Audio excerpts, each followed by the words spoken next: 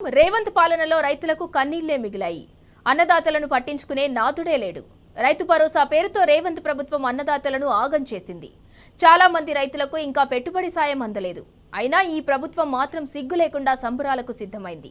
ఈ నేపథ్యంలో రేవంత్ సర్కార్ తీరుపై నిప్పులు చెరిగారు మాజీ మంత్రి హరీష్ రావు. రైతులకు ఏం చేశారని సంబరాలు చేస్తున్నారని సీఎం రేవంత్ రెడ్డిని నిలదీశారు. రైతు భరోసా పేరిట డ్రామాలు ఆడినందుకు ముందుగా అన్నదాతలకు క్షమాపణలు చెప్పాలని డిమాండ్ చేశారు. రైతు భరోసాను ఎగ్గొట్టి విజయోత్సవాల పేరిట సంబరాలు జరపటం అన్నదాతలను మోసం చేయటమేనని తేల్చి చెప్పారు. అటు మాజీ మంత్రులు నిరంజన్ రెడ్డి, జగదీష్ రెడ్డి కాంగ్రెస్ ప్రభుత్వ తీరును ఎండగట్టారు.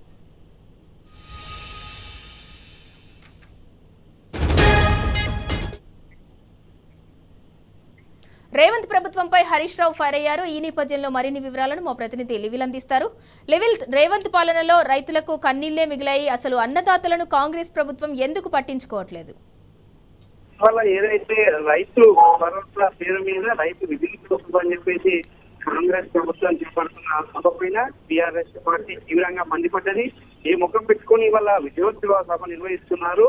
ఇవాళ 500 మంది రైతులు ఆత్మహత్య చేస్తున్నందుక 500 మంది ఆత్మహత్యకు కారణమైన ఈ కాంగ్రెస్ ప్రభుత్వానికి నిదర్శనంగా ఇవాళ ఈ రైతు విజయోత్సవ సభను అని చెప్పేసి కూడా తీవ్ర స్థాయిలో మండిపడ్డారు.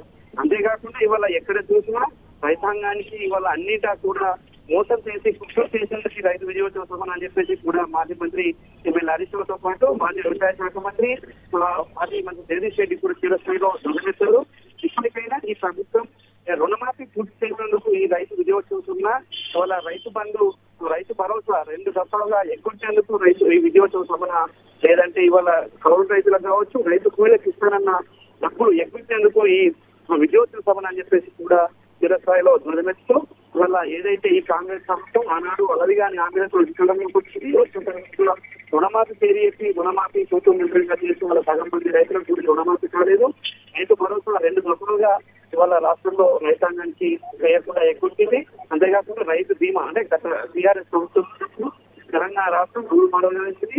ఎవరైనా ఇంటి మీద చదువుకుంటే రైతు చేసుకుంటే మొత్తం ఉన్న రైతుకు 5 లక్షల రూపాయల బీమా ఉండేది. ఆ బీమాను కూడా ఇవాళ వీళ్ళు ఏదైతే కిస్తీలు ఉన్నట్టు బీమాకు సంబంధించిన ప్రీమియం కట్టడంలో పూర్తిగా వైఫల్యం చెందినందుకు ఈ రైతు విజయోత్సవ సభ అని చెప్పేసి కూడా విజయవ చేశారు.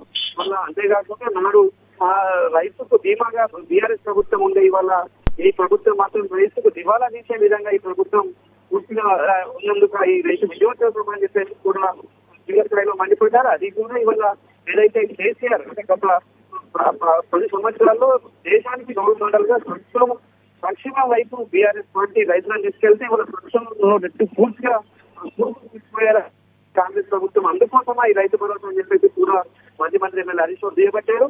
అంతేకాకుండా దాదాపు ఇవాళ ఇంకో 17,000 కోట్ల పైసలు రైతు రుణమాఫీ చేయాల్సింది, ఇప్పటికి కూడా రైతు రుణమాఫీ చేయలేదు.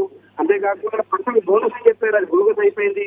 ప్రతి గింజలకు కూడా బోనస్ ఇస్తామని చెప్పిన ఈ ప్రభుత్వం కేవలం వడ్లు అన్నారు, వడ్ల పనులు సన్నవడ్లు అన్నారు. సన్నవడ్లకు సంబంధించి కూడా 2 దఫాలుగా ఇప్పటికీ బోనస్ డబ్బులు రైతుల ఖాతాల్లో జమ చేయలేదు. అందుకే ఈ బోగస్ రైతు విజయోత్సవ సభ అని చెప్పేసి కూడా తీవ్ర స్థాయిలో మండిపడ్డారు.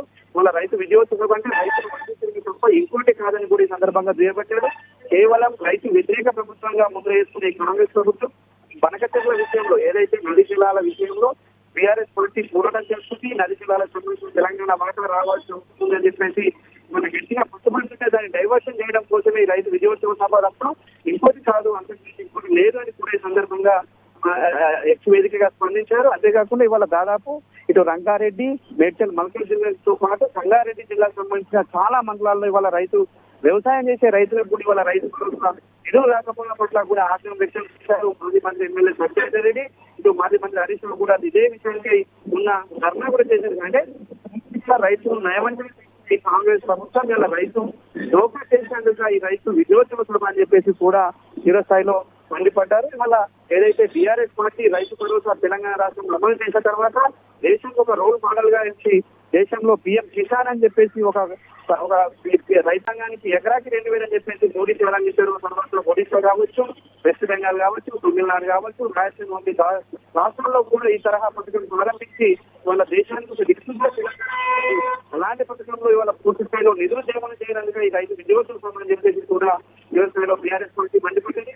మన ఏ పథకం పూర్తిగా నిర్లక్ష్యానికి పరాకాష్ఠగా ఉంది. వాళ్ళ పుట్టిన వాటిని కూడా సరైన కాలంలో పంట వేయకపోవడంతో తడిచి ధాన్యమంతా ముంచేసి వాళ్ళ రైతులకు దిగాలు చెందారు. అలాంటి దానికోసం ఈ రైతు విజయోత్సవ సభ అని చెప్పేసి కూడా సందర్భంగా ఎద్దేవా చేశారు.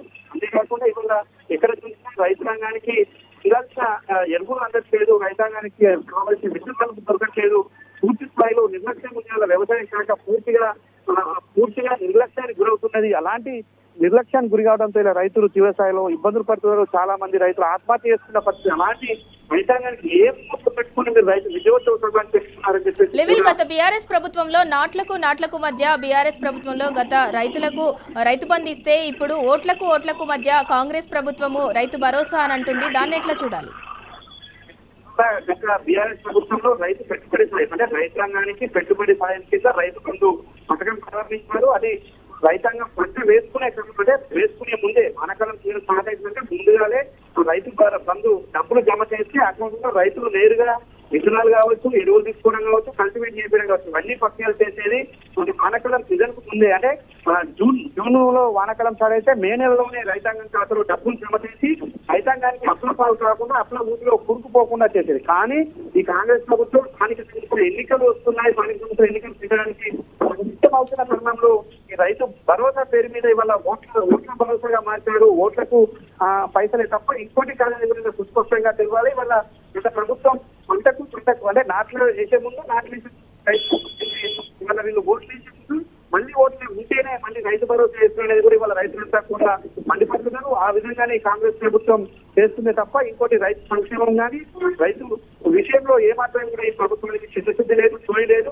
రైతాంగం పట్ల ఏమాత్రం కూడా ఆలోచన లేదు ప్రభుత్వం. ఇది కేవలం నాట్లకు మాత్రమే అనాడేస్తే ఇవాళ ఓట్లకు మాత్రమే ఈ ప్రభుత్వం చేస్తుంది అని చెప్పేసి కూడా ఇవాళ రైతులు మండిపడుతున్నారు. దాంతో పాటు బీఆర్ఎస్ పార్టీ మండిపడుతుంది. గత 2 దఫాలుగా రైతు భరోసా వేయలేదు, కానీ వల్ల మళ్ళీ కేవలం స్థానిక సంస్థల ఎన్నికలు పెట్టడానికి సంసిద్ధంగా ఉన్నామని చెప్పడం కోసమే వాళ్ళ రైతు భరోసా నిధులు జమ చేసి పూర్తిగా చేతులు దొరుకుతుందే తప్ప ఇంకోటి లేదనేది కూడా తెలుసుకుంటుంది.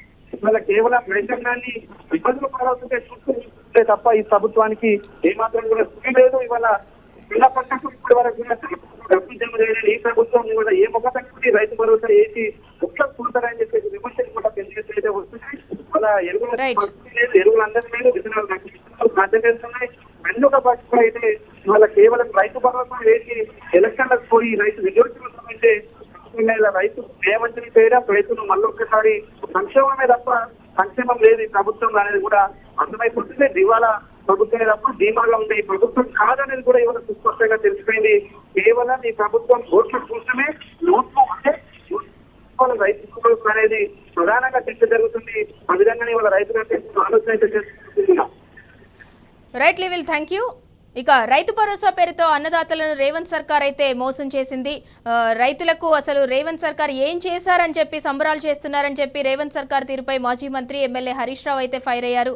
అన్నదాతలకు రేవంత్ సర్కార్ క్షమాపణ చెప్పాలి అని చెప్పి డిమాండ్ చేశారు. మరోవైపు కాంగ్రెస్ ప్రభుత్వ తీరును మాజీ మంత్రులు నిరంజన్ రెడ్డి అలాగే జగదీష్ రెడ్డి సైతం ఎండగట్టారు.